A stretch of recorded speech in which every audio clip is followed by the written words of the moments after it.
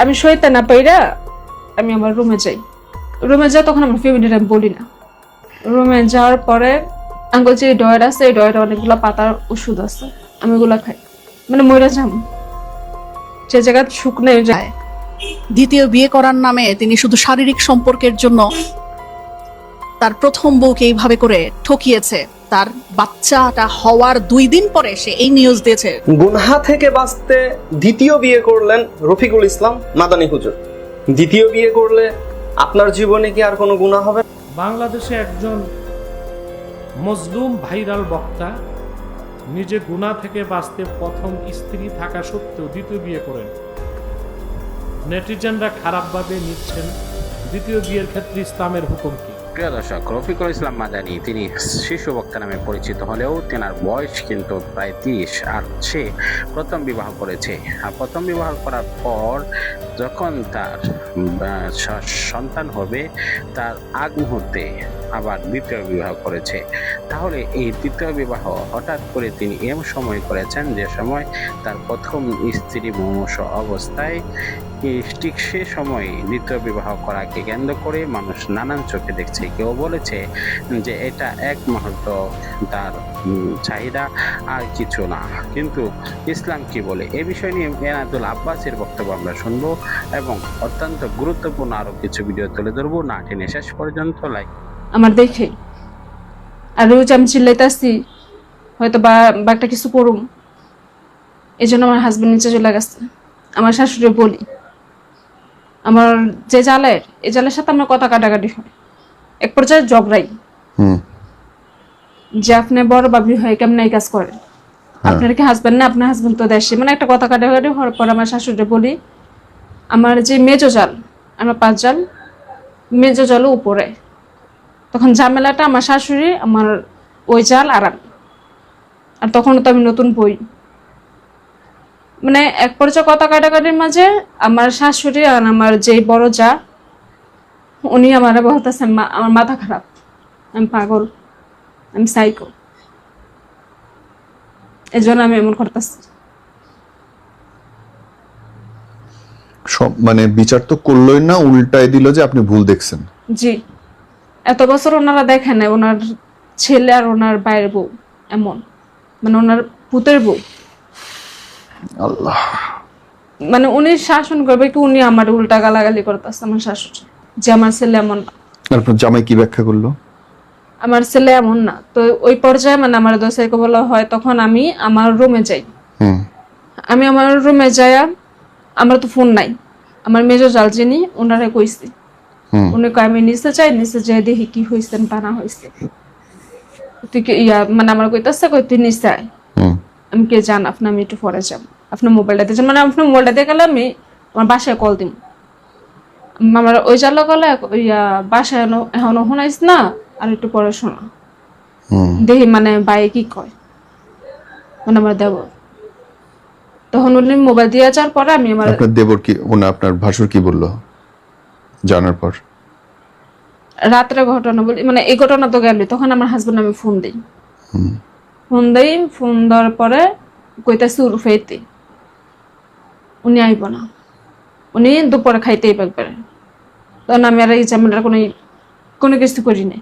যখন আমার শ্বশুর, আমার বাসুর, দোনো বাসুর আর আমার হাজবেন্ড যখন উপরে আসে তখন খাওয়া দাওয়া হয়নি, তখন আমি বিষয়টা নিয়ে কথা উঠাই।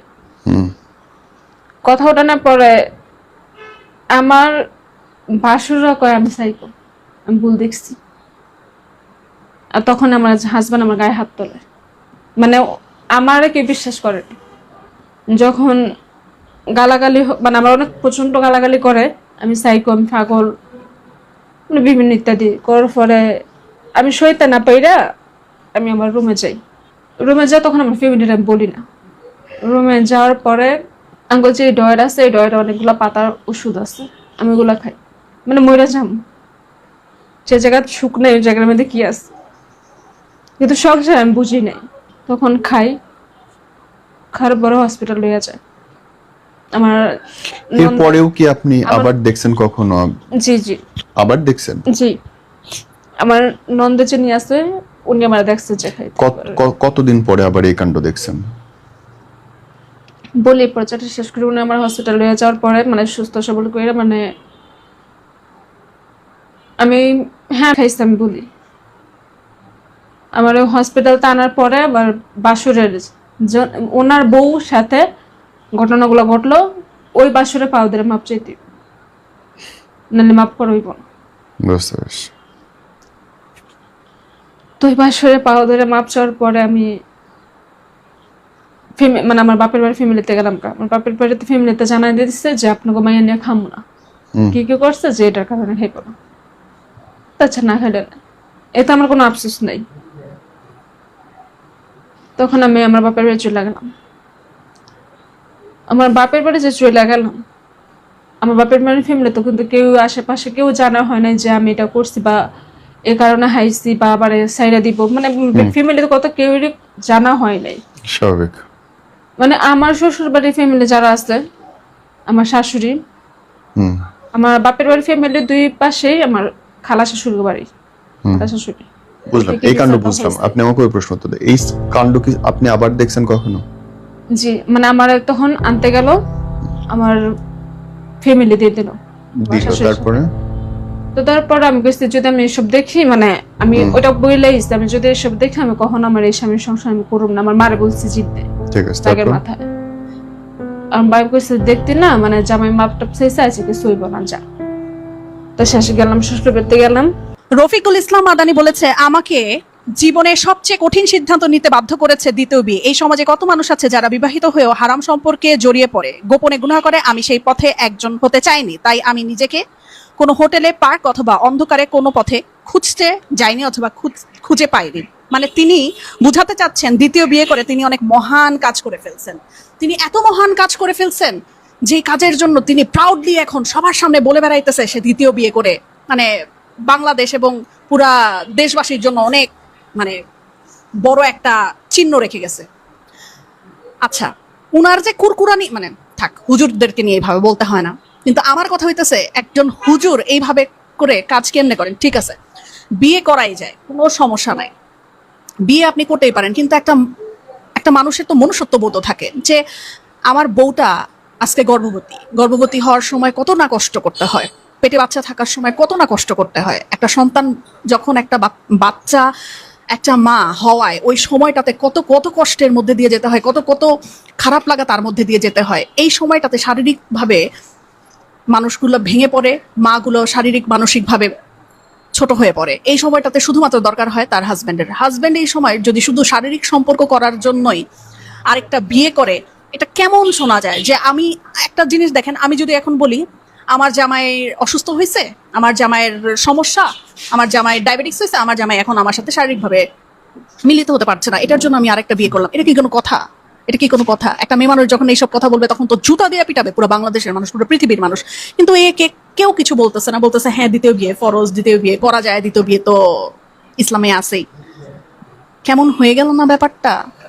মনুষ্যত্ব এখানে কোথায়? দ্বিতীয় বিয়ে করার নামে তিনি শুধু শারীরিক সম্পর্কের জন্য তার প্রথম বউকে এইভাবে করে ঠকিয়েছে।